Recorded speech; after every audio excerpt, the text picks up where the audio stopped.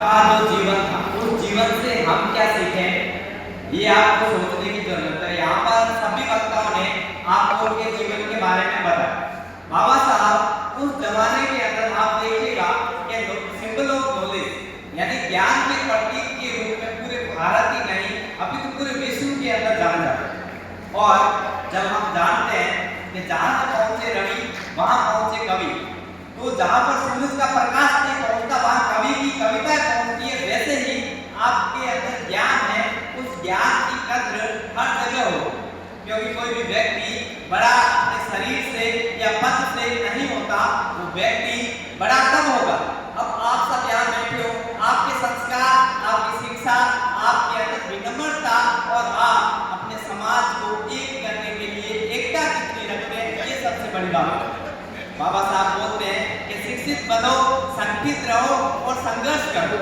अगर आपने शिक्षा हासिल करी तो आप अपने आप ही अपनी जगह अनुशासन में बैठे, और शिक्षा हासिल करी और आप में एकता की भावना आई तो संघर्ष करने की हमें जरूरत ही नहीं पड़ती, क्योंकि संघर्ष हमें तब करना पड़ता है जब हम अकेले हो। क्योंकि आपने देखा होगा एक अकेली लकड़ी को तो कोई भी तोड़ सकता है, लेकिन जब लकड़ियों का भारा होता है उसको कोई नहीं तोड़ सकता। ये चीज आप सबको देखनी है।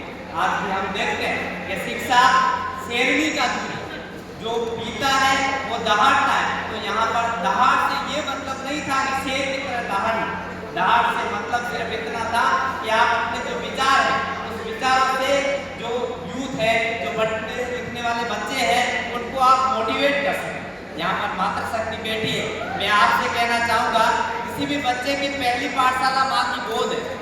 उनके संस्कार सबसे ज्यादा जरूरी होते हैं, उसके बाद नंबर आता है गुरु का। तो अगर माताएं और बहनें ये ठान ले कि हमारे बच्चों के अंदर सब चीजें अच्छी हो, नशा प्रवृत्ति न हो और वो अच्छे संस्कार के साथ समाज के निर्माण के अंदर आगे बढ़े, यही चीजें आप सबको सिखाएंगे तो समाज बहुत ही आगे बढ़ेगा। और आप सबने यहाँ बुलाया, मान सम्मान दिया और बोलने का मौका दिया, इसके लिए आप सबका बहुत बहुत आभार। लेकिन मैं तभी बोल पाता हूँ जब ऑडियंस सुनने के लिए, क्योंकि मैं बोलने के लिए नहीं आता। बाबा साहब का प्रोग्राम था, मैं वहाँ भी बैठ के सुन रहा था, मैं दिल से सिर्फ प्रोग्राम के लिए आया था, लेकिन आपने यहाँ पर मंच भी मुझे जगह दी, इसके लिए आप सबका आभार।